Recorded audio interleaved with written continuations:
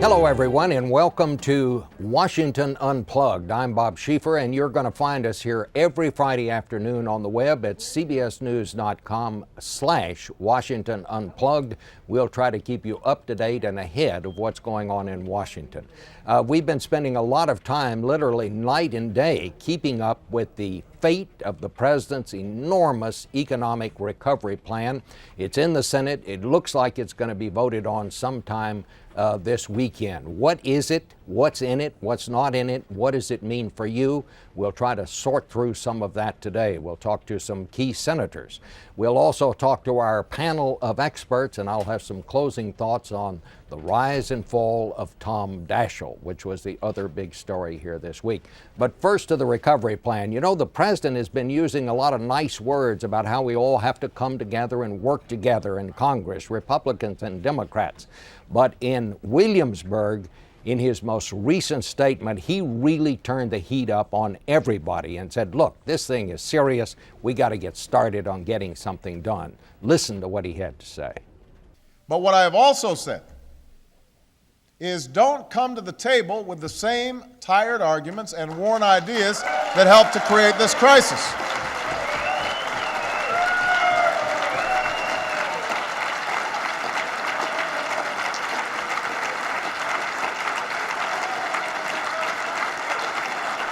You know, all of us are imperfect. And everything we do and everything I do is subject to improvement. Michelle reminds me every day how imperfect I am. So I welcome this debate, but come on, we are not going to get relief by turning back to the very same policies that for the last 8 years doubled the national debt and threw our economy into a tailspin. This package is not going to be absolutely perfect, and you can knit and you can pick, and that's the game that we all play here. We know how to play that game. What I'm saying is now we can't afford to play that game. We've got to pull together. Certainly we saw a different tone there from the president than we have seen before. Where is this bill right now? The Senate is back in session. We think there will be a vote later today, tonight, certainly sometime this weekend. But this bill is at the stage where nobody really knows at this point what's in it, what's out of it. We do know that it's going to be enormous, probably $800 billion at a minimum. That vote, as we say, we're not sure when it's going to come, but we think it will come later today or at least sometimes this weekend. One of the key players in all this is the moderate Republican senator from Maine, Olympia Snowe. Her vote is going to be key. She has some questions about this, but she also has some suggestions. We talked to her about what she liked about this bill and where she thinks it is right now. What are some of the things that you think have to come out of this bill before you could vote for it? Well, I think it's a range of issues, whether it's on the National Park Service or the Census Bureau or cleaning up abandoned mines, providing funding for the U.S. Marshal Service, providing for the construction of headquarters, buying furniture for Homeland Security when they construct the headquarters. I mean, the list goes on. Those are issues that otherwise should be appropriately part of the budget process and the annual review, but not incorporated in a stimulus package that will do little to ignite economic activity. We need to front load this immediately. There's an urgency about the way in which we spend this money to enhance consumer demand as well as make investments in business so that they can take the risk to create jobs. Why do you think there's been such antipathy on the part of Republicans, members of your party, toward this bill? I mean, the president has painted our economic situation in the worst possible way. He says that, we could actually go into a recession so deep we'd never recover from it. And yet, do Republicans believe that? Are they as concerned about it? Because so many of them just don't like any part of this stimulus package. No, I think that's true. I think that there are some who are totally opposed to a stimulus package, others that would like to see modifications. I, for one, am supportive of a stimulus package, and I supported the finance piece of it in the Finance Committee because we went through a process of amendments, of more than 200 amendments, and came out with a very balanced piece. I think in the House of Representatives, Republicans were excluded from that process, regrettably.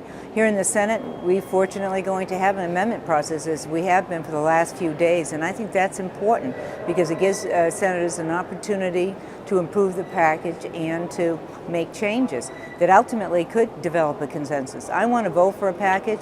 I think we're close to being able to do that with some changes because at the end, the worst mistake we could make is to pass a package that has virtually no impact on the economy. I know you were part of a small group of senators. You, Senator Nelson, the Democrat, sat down with the president on Wednesday. Tell us a little about that. What was that like? What was his mood? Well, he was very informal. It was just actually the two of us. I think that's the first time I've been in the Oval Office with just the president. He had no staff present. We had a very informal conversation. He's very approachable. It was easy to discuss the issues. He was just making his points about how important it was to pass this package in a timely fashion. He understood that there were concerns. He wanted to know what they were.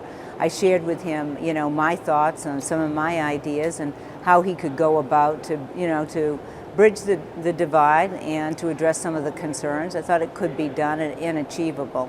So it was. He was, sort of laid back and he's very easy to talk to in that sense and cordial.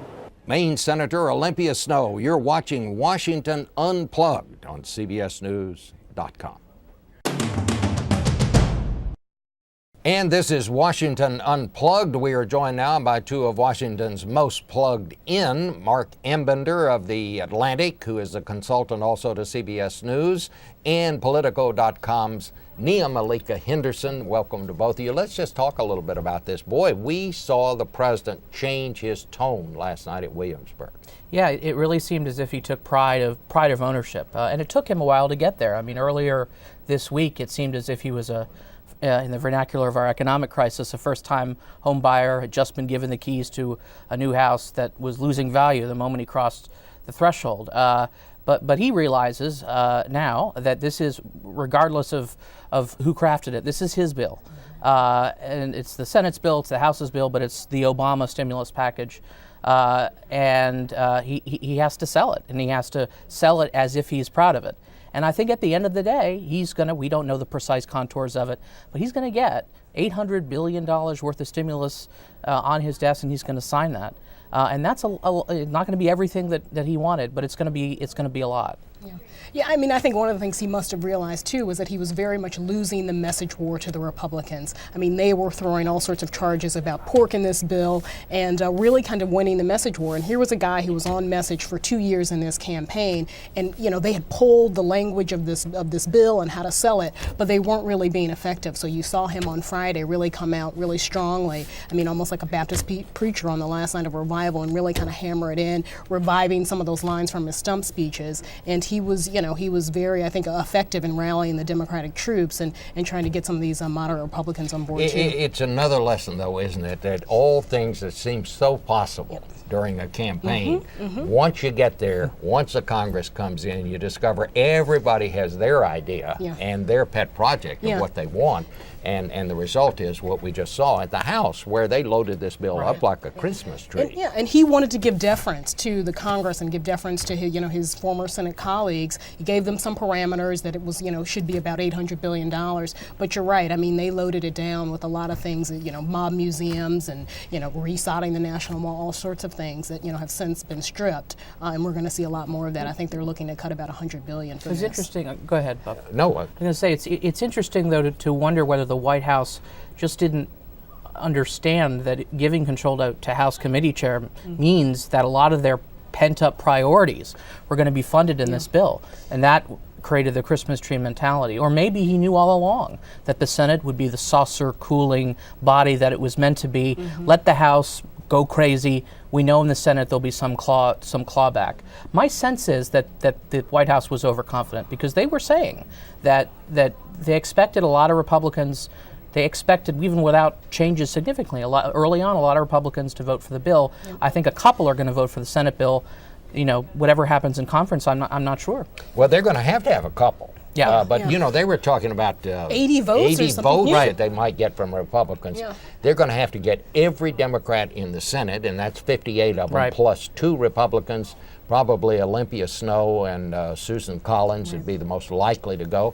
All the rest of them may vote against this thing. Right. Yeah. And that's what they got to figure out, because this thing still, and we shouldn't underemphasize this, whatever it is that the Senate is going to pass, still has to go to a conference committee of House and Senate people working together.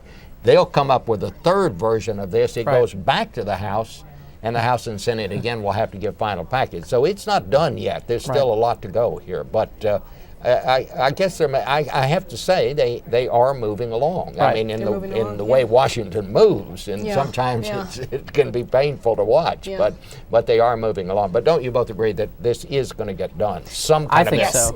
I agree. Yeah, it's going to get done. And it's going to be. I mean, it's going to be 85 to 90%, maybe a little bit lower of what Barack Obama initially wanted. And that, to me, in the end game, will be a victory for him. And the question is whether he's lost some of the credibility with the American people. He's lost the sense of fostering bipartisan cooperation.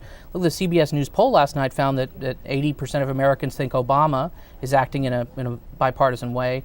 Half as many think the Democrats are acting in a bipartisan way.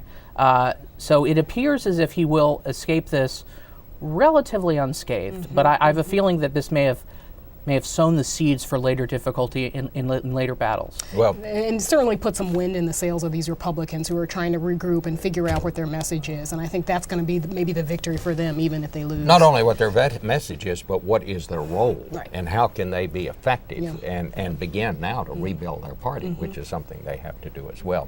Thank you both. You're watching Washington Unplugged on CBSNews.com.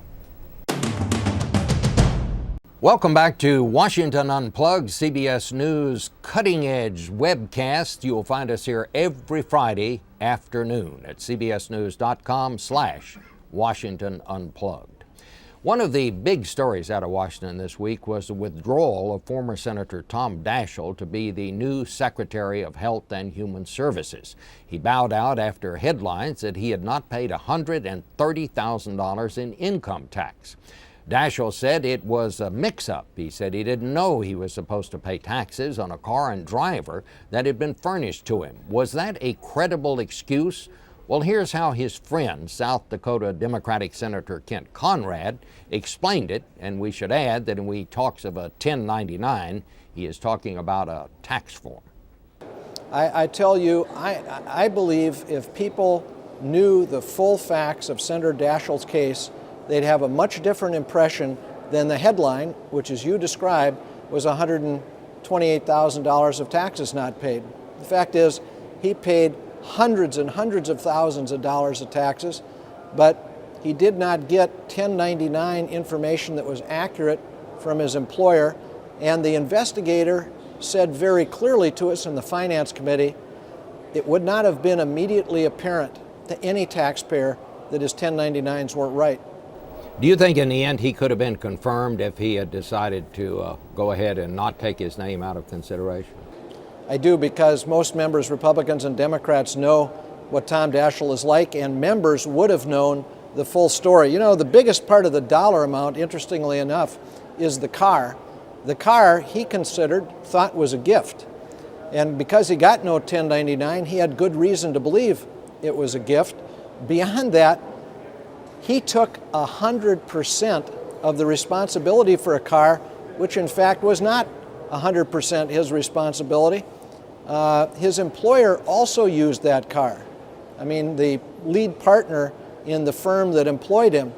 And yet, to avoid any questions about whether or not he was giving a fair distribution of the use of that car, Tom took 100%, as though he was using the car 24 hours a day, 7 days a week, which was nowhere close to being the case. I tell you, as a former tax commissioner, the ultimate record will show Tom Daschle has ultimately vastly overpaid what he owed. I would guess there are people watching this webcast who would say he thought someone gave him a car. Not many people get a gift like that. Well, you'd have to understand the person who hired him, who was his business partner, a very, very wealthy man. This was not Tom Daschle's car. It was his partner's car. And his partner said, Tom, I don't use it all the time. You use it when you want it or need it. So Tom, if you were in his shoes, it was presented in a way that you would think this was a gift. And because you never got a 1099 from the company, it would lead you to conclude that indeed it was a gift. There's no question that attention on Daschle was a distraction when the administration was trying to focus on reviving the economy. But did Daschle get a raw deal? Should the president have stood by him, or was he right to let him go? To underline that there can't be one set of rules for Washington insiders and another for everyone else. Email us at WashingtonUnplugged@cbsnews.com and tell us your thoughts on all this. Was the president right or was he wrong? And be sure to watch Sunday on Face the Nation when we'll have more on the economic recovery plan and where it goes from here. Thanks for watching Washington Unplugged. We are here every Friday at cbsnews.com/Washington Unplugged.